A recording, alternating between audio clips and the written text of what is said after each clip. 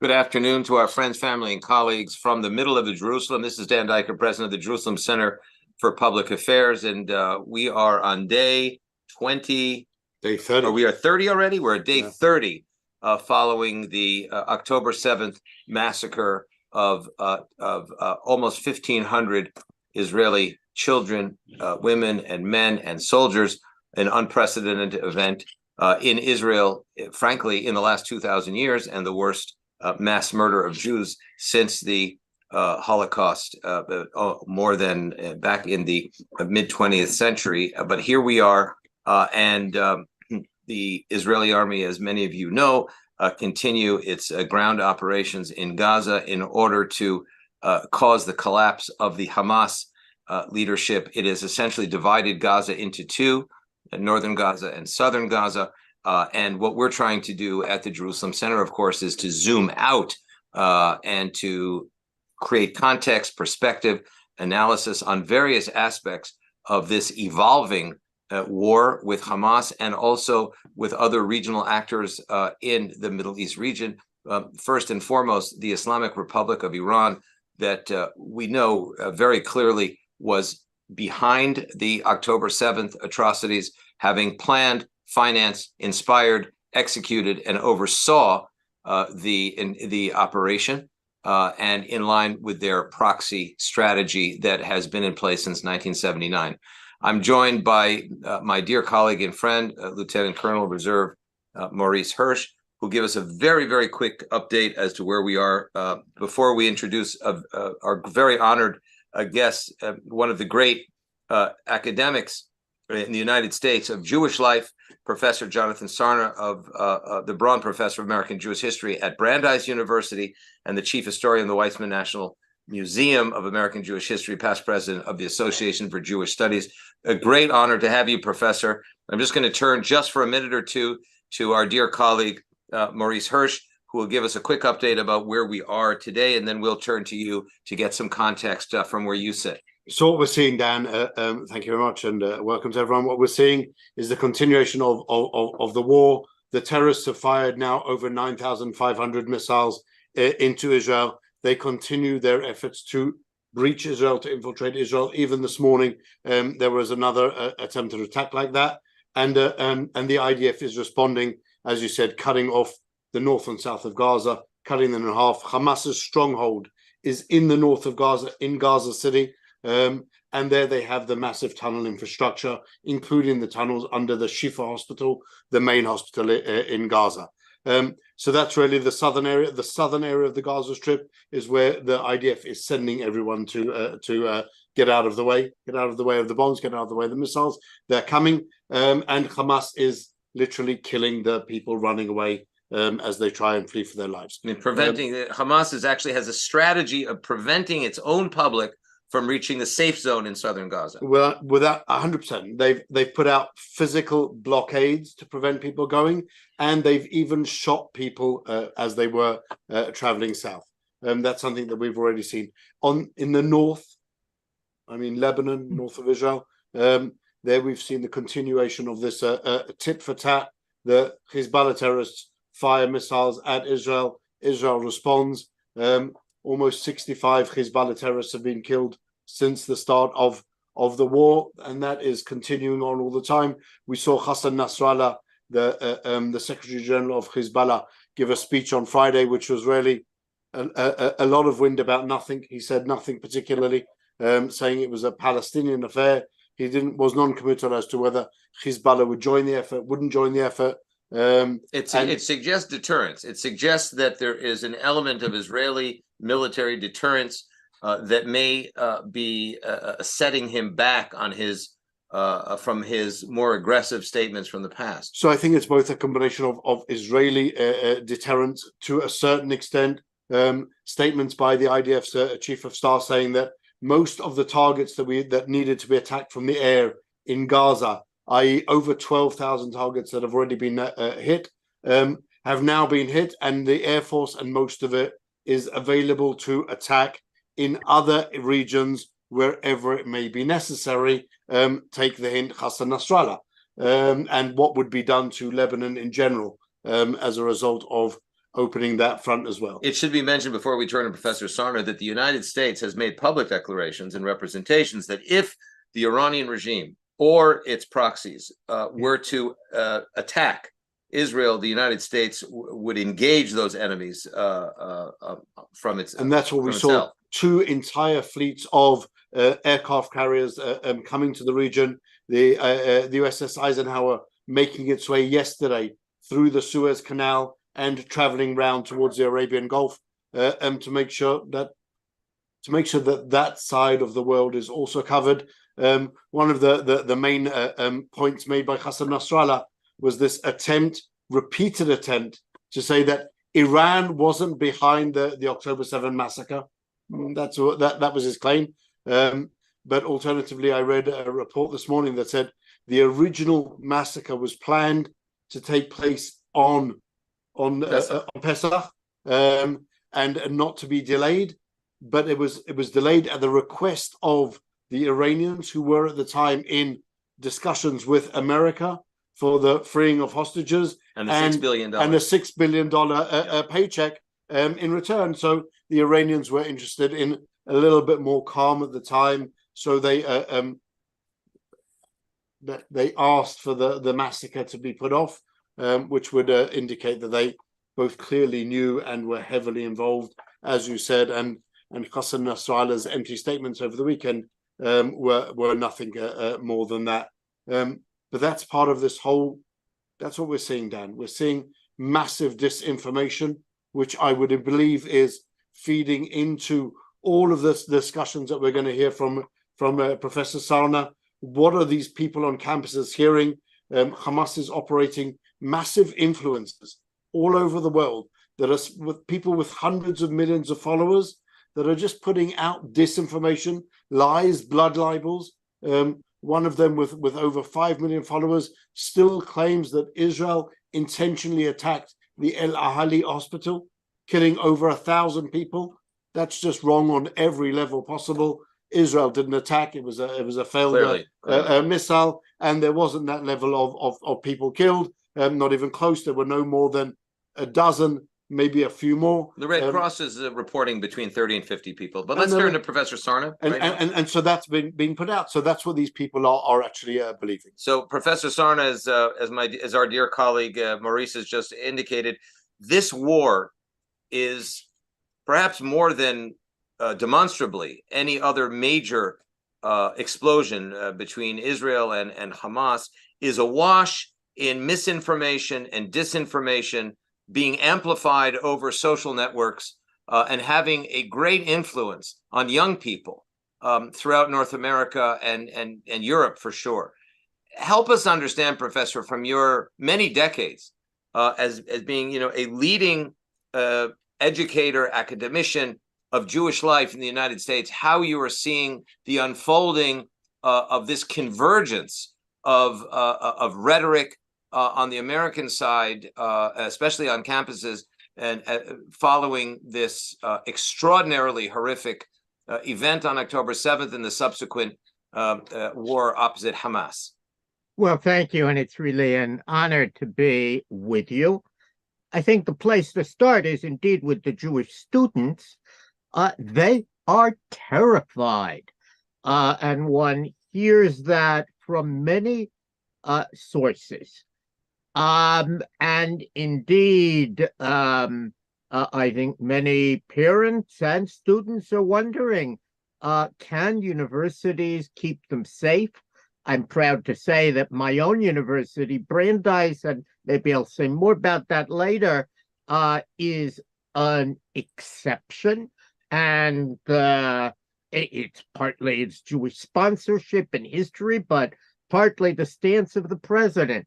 And where presidents have taken a strong stance, another example is the University of Florida, that matters.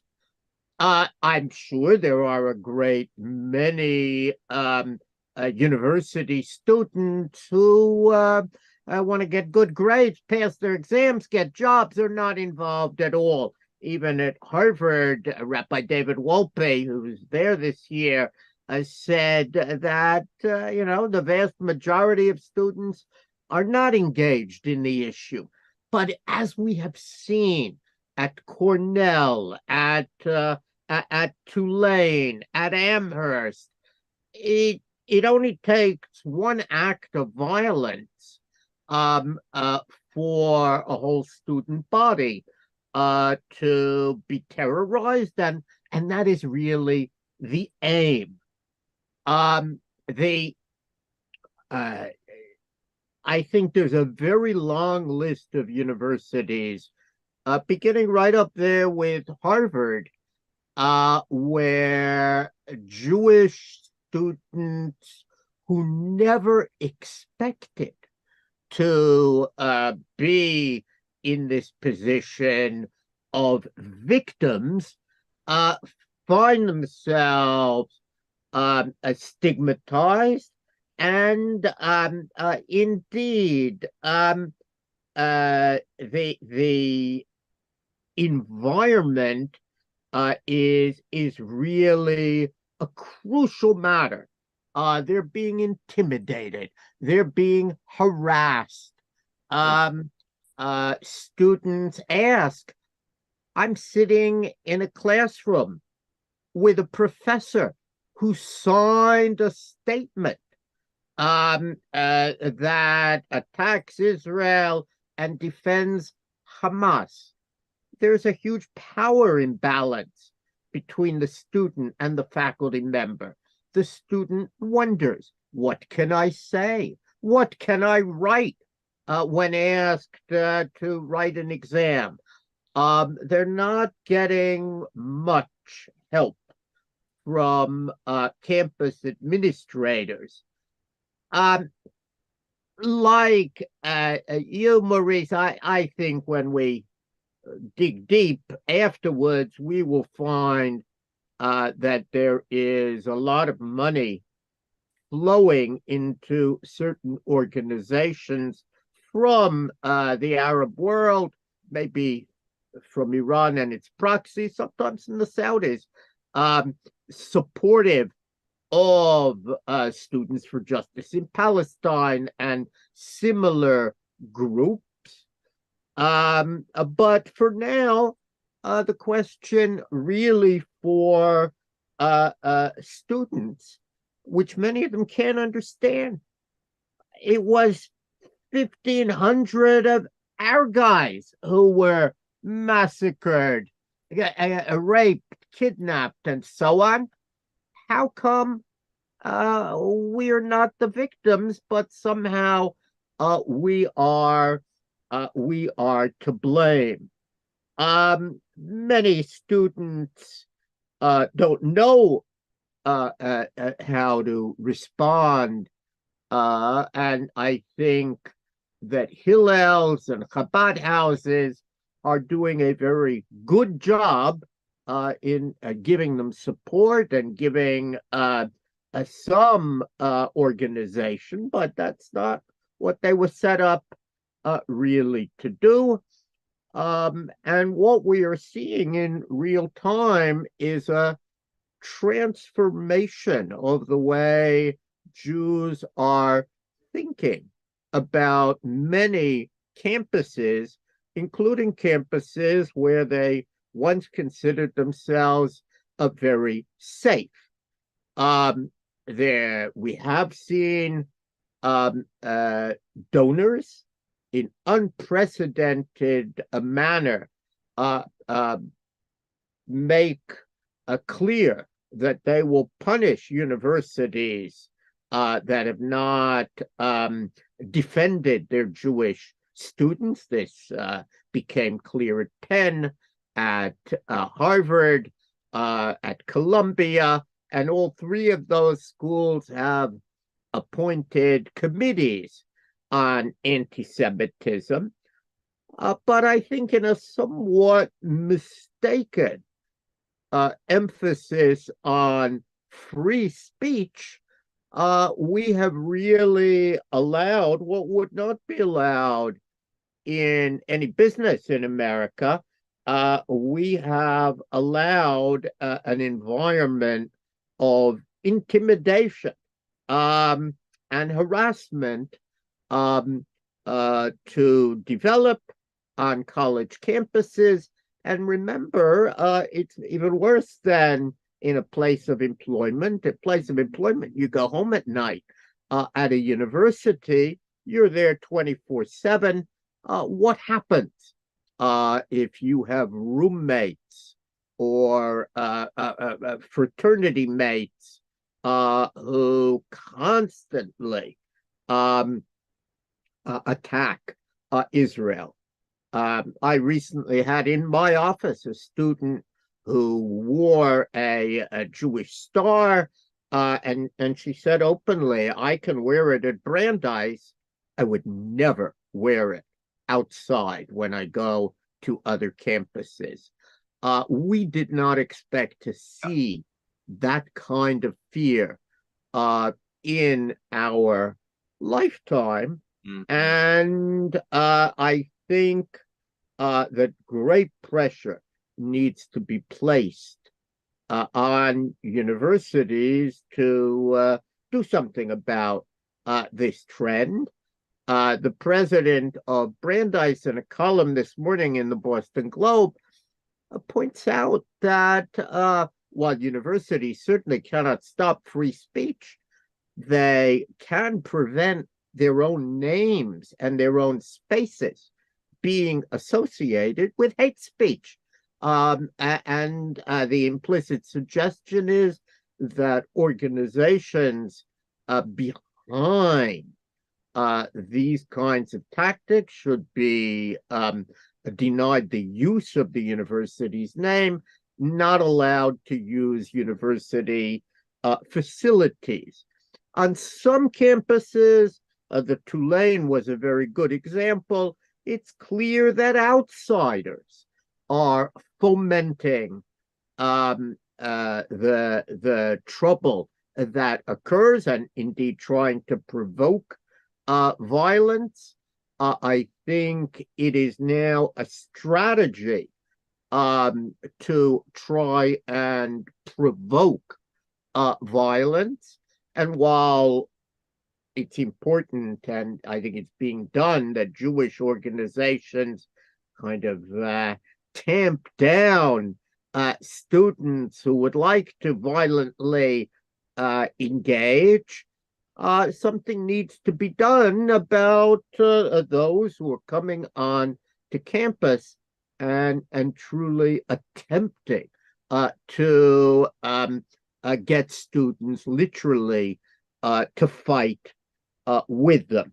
So we are in new territory, and even as Israel is fighting, I think more and more Jewish students and not a few Jewish faculty find themselves fighting. I'll end, and I know you have questions, pointing out that there is a third party that we don't talk much about. We've talked about universities, we've talked about students, but there are professional organizations as well. Some of them have been fine. Either they say, look, we're a professional organization. We don't know enough and aren't going to talk about this issue. Our job, like the American Historical Association, is to promote history. But there are other organizations that have had this habit of issuing statements on every subject. And the American Academy of Religion is notorious, and I think supporters of Israel were horrified when the AAR statement, really, you'd hardly know that there were any victims in Israel. All it talked about was a long history of persecution and how the victims, the Palestinians, had been victimized. More than 70 members of the AAR protested in a counter-resolution. No answer from the organization, and people wonder, well, do I still have a place there? What does it mean for my career if I withdraw. And who are my colleagues? The same happened in the Society of Biblical Literature, which issued several statements. Clearly, the second was the first was very sympathetic to the victims of mass murder and terror. The second really was a deeply objectionable statement that seemed to ignore the same victims mentioned earlier. And again, the SBL, which has a great many Jewish members, they wonder, what's my place here? Can I jump in, Professor Sarna? Can I jump in? I want to ask you a follow-up to these important observations. We have a lot of people on the call, and I know that they want to hear a range of observations from you from a number of different angles. Here's the follow-up question. There has been on campuses, including my alma mater, Harvard University, a pronounced differentiation during the past years between what they call political rhetoric that would give itself to freedom of speech, political criticism, as it has been called, of Israel, versus the far less tolerable anti-Semitism, or as you put it very well, hate speech on campus, which, even though is not illegal according to U.S. law, and in fact is protected by the First Amendment to the Constitution, it does collide arguably with individual codes of conduct of individual private universities. Now, having said this, it appears that there is a very painful paradox that just took place on October 7th. The fact that babies were beheaded, women were disemboweled, children had limbs cut off as they were, we have not, this is worse, as I've understood from historians, and I'd like to hear your view on this, than any pogrom we've seen in the last 200 or 300 years. Watching the enthusiasm, the energy, the celebratory nature of the mass support of what they call pro-Palestinian voices on campus, can we argue that this is really classic anti-Semitism? It's not anti-Zionism per se, but this is expressions of support for the hatred of Jews, whether they're in Boston or whether they're in Austin or whether they're in southern Israel in the liberal and even progressive kibbutzim that were massacred en masse. I think that when all of this is over, there'll be a realization that this effort to disentangle Israel, Zionist, Jew, was largely sophistry. At Cornell, for example, all of the hate speech was directed against Jews, and it was the center of Jewish life, nothing to do with Israel and Zionism. That was attacked, and I think it should be examined, but my sense is that is generally the case. And of course, Hamas's charter mentions Jews, and we all saw that the person who called his mother and said he'd killed 10 Jews, not 10 Israelis, not 10 Zionists, they were Jews.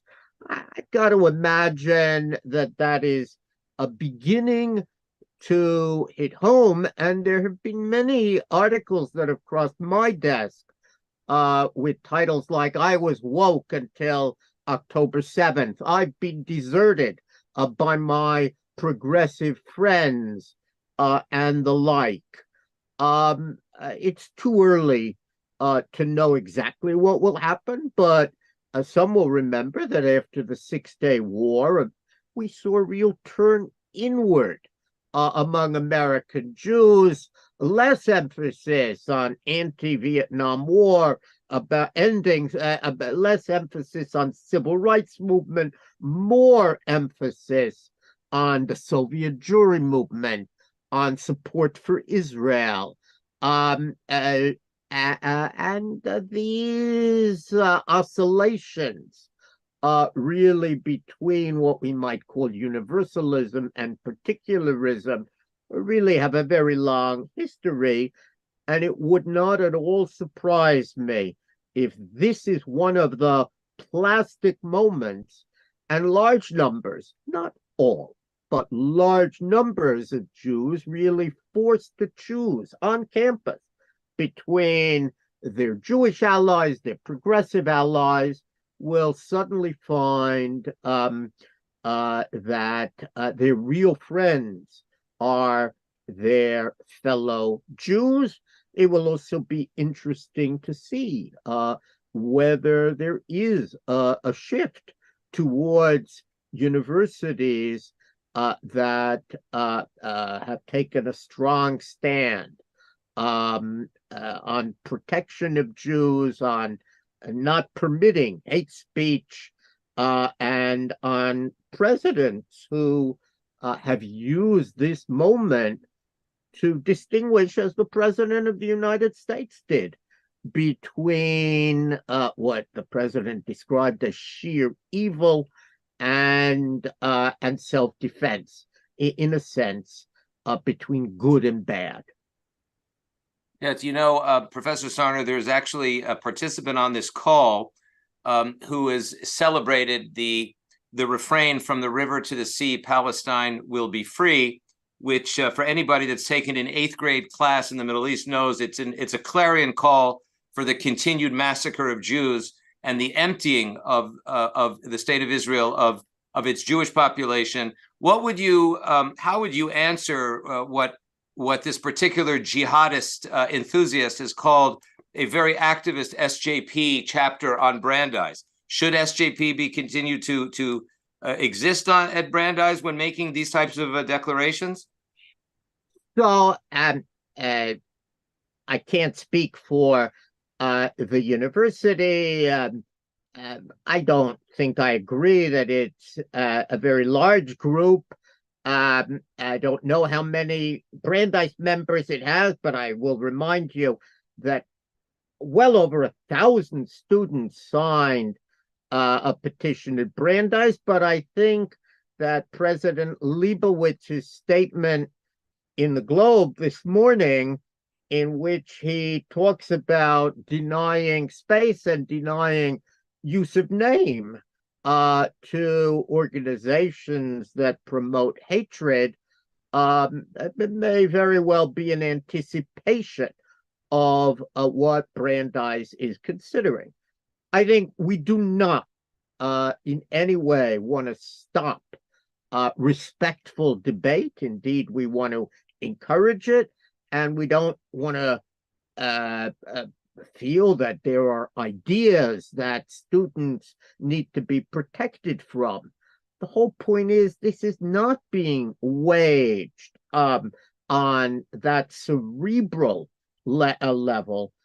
Too often, what we are seeing is an effort to intimidate. It's not many months ago that there was in Boston the Mapping Project, which literally created targets of Jewish institutions. Mine was one of them, so that people would know what they might attack. And that too was traced to some of these same murky forces of young people who are not waging a war of ideas, but indeed seeking in nefarious ways to terrorize Jews and Jewish institutions on college campuses. In terms of the slogan, I think that it's time for Jewish students and for all decent people to make clear that when it says Palestine shall be free, they leave out the last two words. It means free of Jews.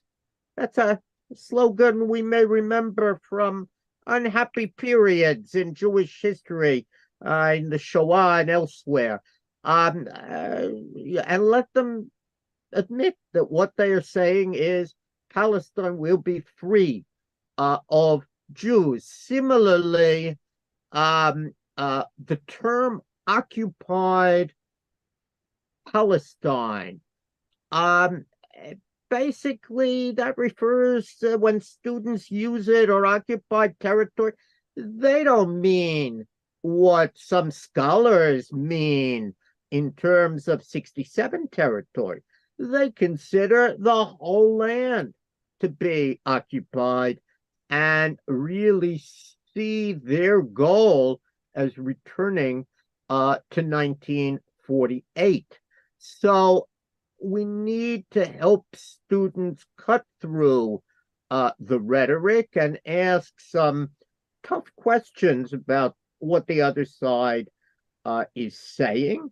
But I think that from the perspective of people listening here, what is important to know is that we have seen a lot of what I would call substantive distraction.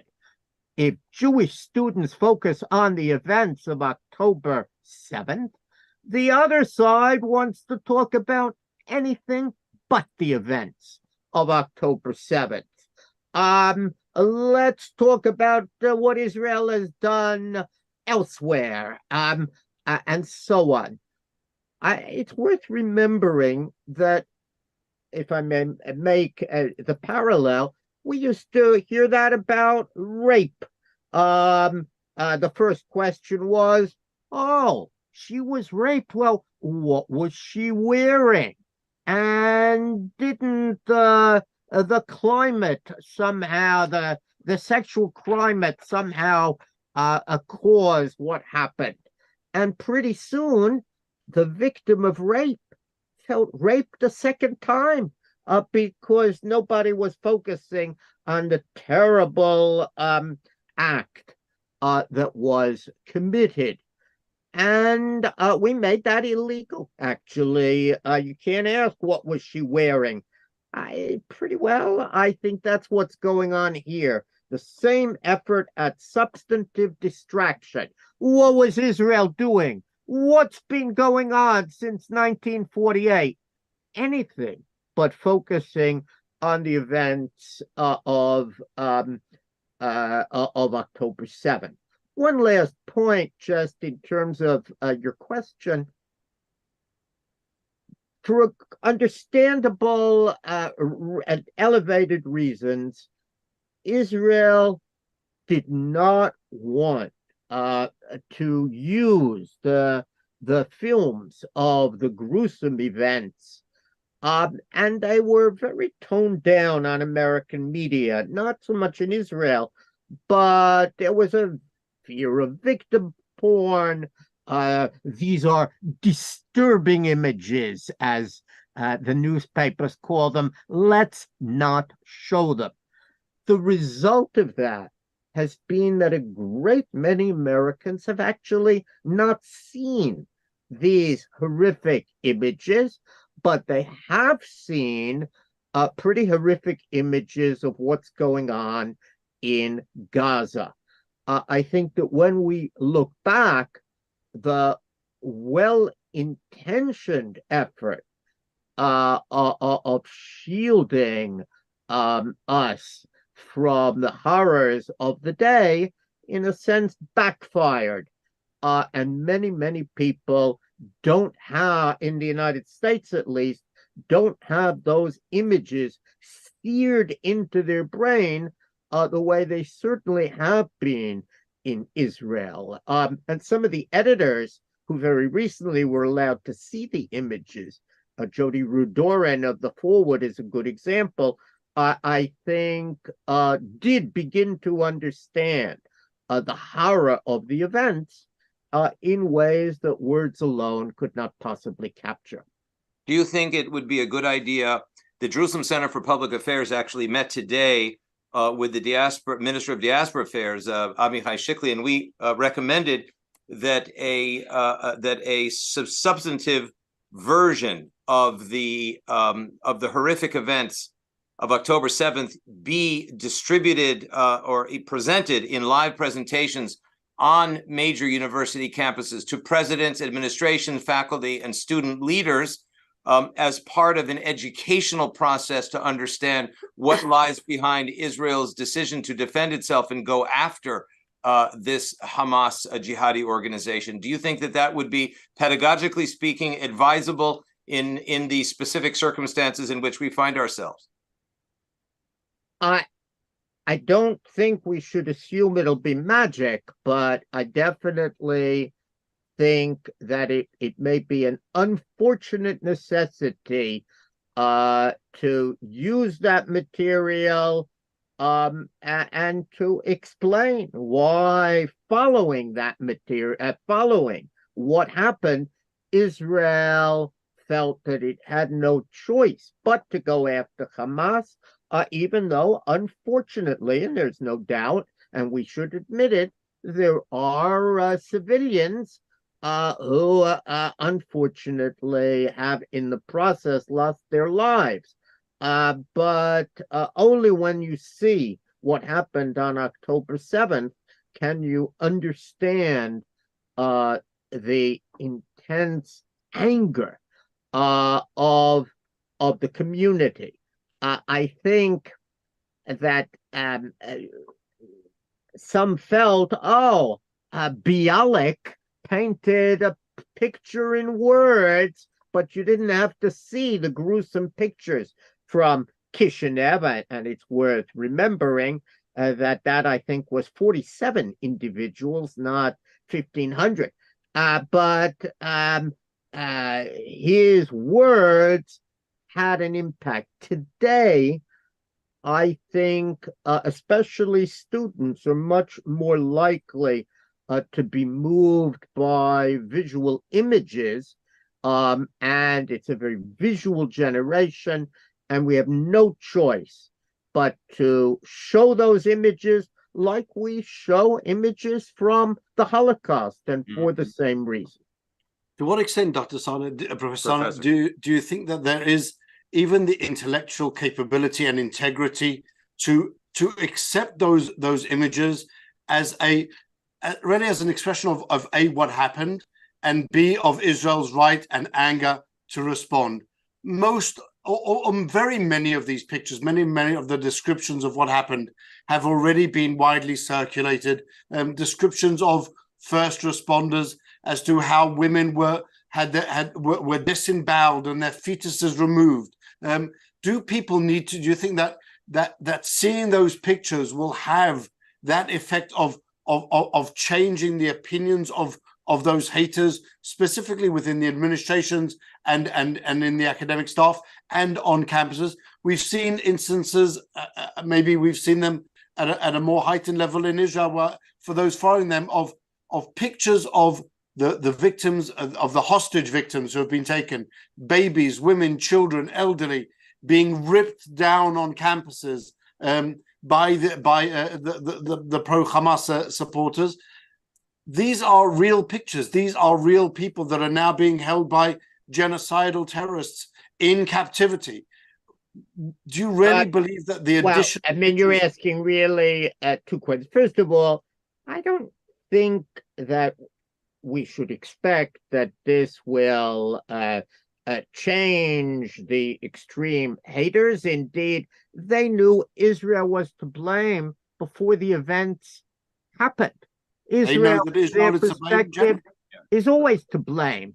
That's what we want to make sure. Two things. Number one, we want to make sure that Jewish students and supporters of Israel well understand what happened and why the emotions are so high. What images are seared into memories. The second thing, by the way, I think the Auschwitz photos had an enormous impact over time. There was the same kind of debate And only when those images began to be seen were the concentration camps really appreciated, even though there had been written descriptions before that.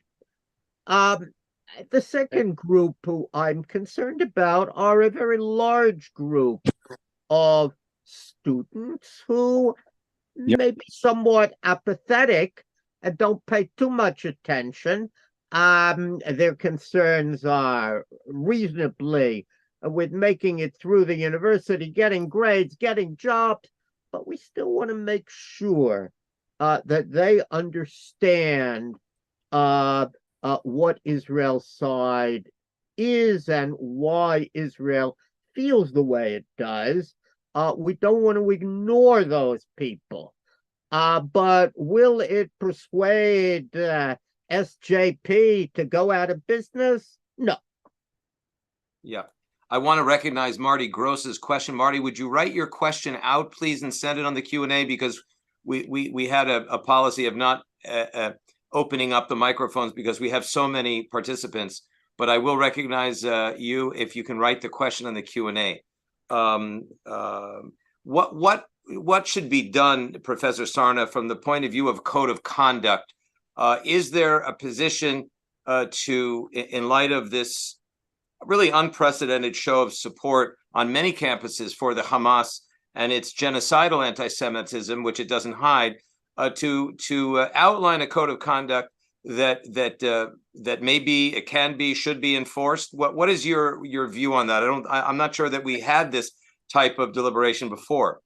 Well, first of all, it is, and I now had an opportunity to look at the question as well. I mean, it is worth remembering, I'm a historian, that in the 1930s, we certainly had many students at American universities who supported Germany and advocated for the Nazis. And we had large numbers of supporters and demonstrations for Father Charles Coughlin, the infamous radio priest. It took more than 60 years to uncover the fact that he was being paid for. I mean, he was in the pay of Goebbels and the Nazi officials. It's just worth remembering that, and I think the fact that there have been large demonstrations and so on, seems to me something we've seen before. Now, you ask, what can universities do? I think it is important that universities be open to multiple views and to debate. And indeed, there is nothing more important than to have universities open and modeling civil debate and how to do it.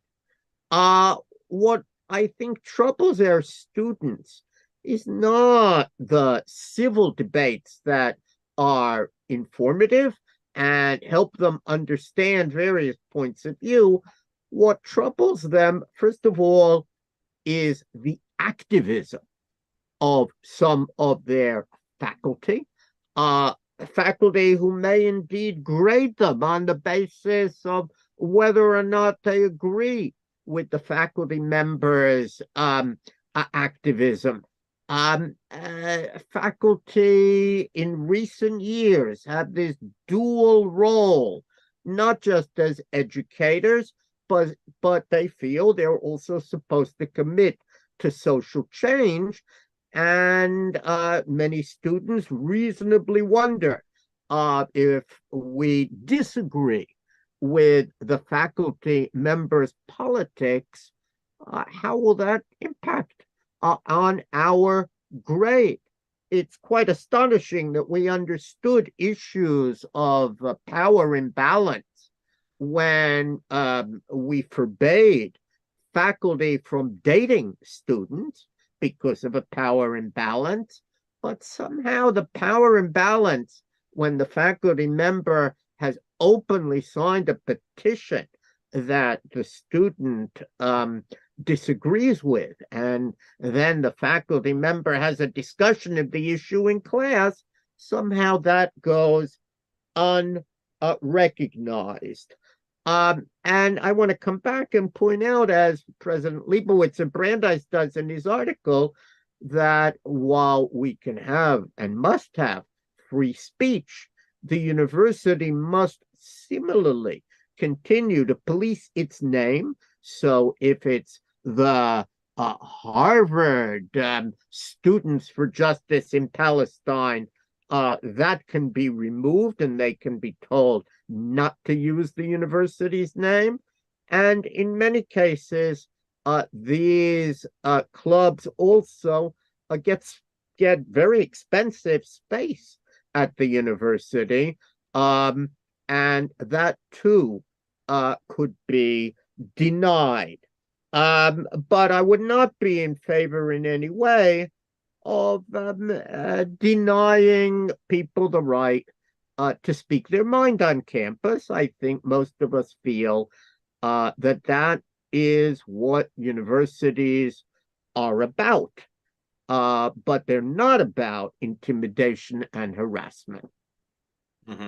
So those are judgment calls, I suppose, that have to be made by university officials. That fine line, if they call for the death of Jews, or they call for the erasure of Jews on campus, one would have to make a determination what that line is between intimidation and freedom of speech on campus, which is one of those things. Well, I mean, there are all sorts of fine lines that university officials make. I must have to say, having been party to some of the discussions and people who know the University of Chicago principles, I think it's pretty easy to figure out where there is an exchange of ideas and where there truly is a threatening and intimidating atmosphere. And it's really the latter that has been so concerning to the Jewish community. Just as a matter of a different context, if there were a neo-Nazi group on campus that were going around advocating against African American students, would that present a different frame, or is that exactly the same? Is that exactly the same issue? I think you are quite right that universities have banned hate speech when it came to African Americans, and frankly, when it came to women. There were fraternities a generation ago that would publicly yell, "No means yes" is a famous slogan, and then they went on in unmentionable language. And Yale University considered that beyond the pale and excluded that fraternity from the university. Some said, well, that is freedom of speech, but I don't think it got far. And the same would be true for anybody who advocated lynching, or as you suggest, the Nazis, or I would say the Ku Klux Klan members marching. The courts, while agreeing that the Klan has various rights, have not generally agreed that they can harass and intimidate. And I think the time has come to apply those precedents to what is going on against Jews on college campuses today. This is a question. So really, Professor Sarna, what you're saying is that most of the administrations have made a positive judgment call to allow hate speech against Israel and against Jews when they do have another alternative? What would you say to your colleagues in these administrations? Why are they allowing that hate speech to take place and to infest their campuses? I think many of them are doing so. I can't speak for them, but I think many are doing so under pressure from so-called progressives on their own campus. And they feel, well, I'm getting buffeted from both sides. And they make rather weak statements about dialogue and peace. And I think it's important for them to understand that the situation has become one of really hate speech and an intimidating atmosphere, and their Jewish students feel harassed on some of these campuses. Not every student, but too many. And I definitely think we've already seen it, according to the Chronicle of Higher Education. The University of Pennsylvania is worried about $1 billion in grants and charitable donations. It's not surprising that got their attention. And I do think that alumni and donors have a role to play in forcing universities to shut down the haters.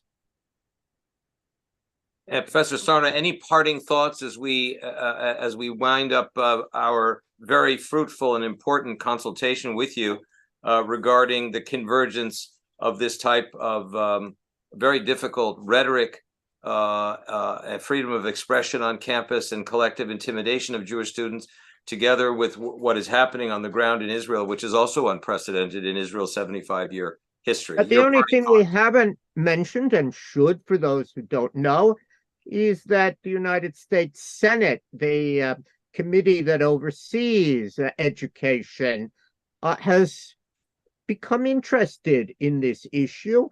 And obviously, it controls funds to universities and has often had an impact by making clear that it will deny funds to universities that allow discrimination in various ways, allow hate speech against other minority groups. I think it's very important that people who care about this issue let the committee know that today those victims are Jews, and the same federal power of the purse that has been so effective in shaping universities in recent decades now has to be employed to force them to defend their Jewish students.